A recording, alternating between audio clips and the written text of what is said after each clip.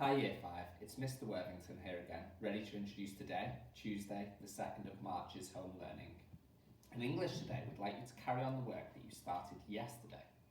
Yesterday you should have looked at the features of information text, and today what we'd like you to do is take that learning and use and apply it in order to plan your own information text based on a Mediterranean diet, which you should have researched last week. So we've posted a template onto the school spider, and we'd like you to think carefully about the different features and elements of your information text. So for example, what headings and subheadings will you use to chunk your information? What pictures or diagrams will you include to help guide the reader and to help them understand the subject better? Thinking linked to that, what captions will you have to write in order to explain your pictures and diagrams? Will you use any technical vocabulary linked specifically to the subject of a Mediterranean diet? And if you do use technical vocabulary, which of those words will you need to explain the meaning of in your glossary? As an extension, can you have a go at drafting your opening introductory paragraph explaining what your information text will be about? Also, Year 5, as a special treat tomorrow, there is an assembly by the author, comedian and TV personality David Walliams. It begins at 10:30 and we've posted the link so that you can watch this assembly onto our school blog, and there'll be a few short activities to complete afterwards. In maths today, we're going to be looking at correspondence problems. Correspondence problems are where one thing corresponds to another. In other words, it's linked. The two things are linked. So for example, in a bag of marbles, there are 3 red marbles and 5 purple marbles, just like in this fantastic drawing of a bag of marbles. And there's 2 types of problems you might have. So the first one says, Mr. Worthington has 40 marbles. How many are red and how many are purple? So you know that Year 5, that for every 3 marbles, there are 5 purple ones. 3 add 5 equals 8. So 3 add 5 is 8. In other words, in each bag, there are 8 marbles. Mr. Worthington has 40, so you need to work out how many bags does he have. And the way to do this would be to do 40 divided by 8. And if you count up in your 8s till you reach 40, then obviously the answer is 5. Mr. Worthington must have 5 bags of marbles, in which case 5 times 3 is 15.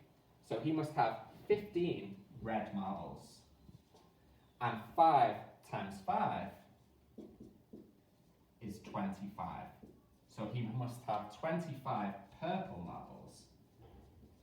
And you can check if you've got the answer right, Year 5. Simply add these together. 15 add 25, it equals 40.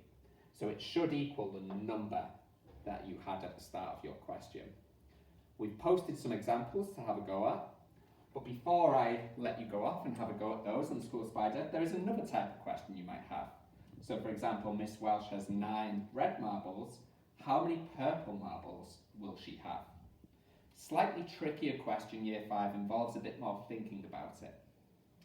If Miss Welsh has 9 red marbles, and we know that 3 are in a bag, then you need to do 9 divided by 3 to work out how many bags of marbles Miss Welsh has, which is 3. And then you can use this. She must have 3 bags to work out how many purple ones there will be. So if there's 5 in a bag, 3 times 5, 3 bags with 5 marbles in, equals 15. Miss Welsh must have 15 purple marbles. I'm sure you're glad to know, Year 5, that we haven't both lost all our marbles while you've been away. This afternoon, it's a history topic, and we'll be carrying on the work that we've started on the ancient Greeks. So we'll be looking at how did the Olympic Games begin and how were they different in the ancient Greek times.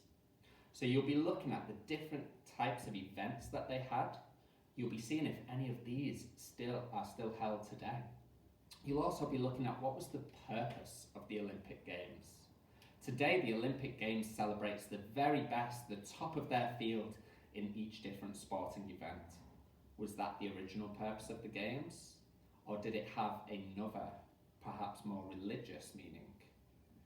And what we'd like you to do once you've explored the ancient Greek Olympic Games, we'd like you to design your own program for the ancient Greek Olympic Games. So we've posted some different examples of events and activities that would have taken place usually in ancient Greece. And what we'd like you to do is come up with a 5-day program, including each of the activities. Think about which ones would be religious activities, which ones would be sporting activities, and which ones would be for social entertainment. And can you colour code those? There's a PowerPoint and also a link to a fantastic BBC Bite-sized page explaining more about the Olympic Games. Don't forget Year 5 that there's a Times Tables Rockstars battle taking place right now, and this might be the last one with the classes in their current form. So make sure your class wins, log on and join in. That's all from me. I'll post another one of these tomorrow. Bye for now.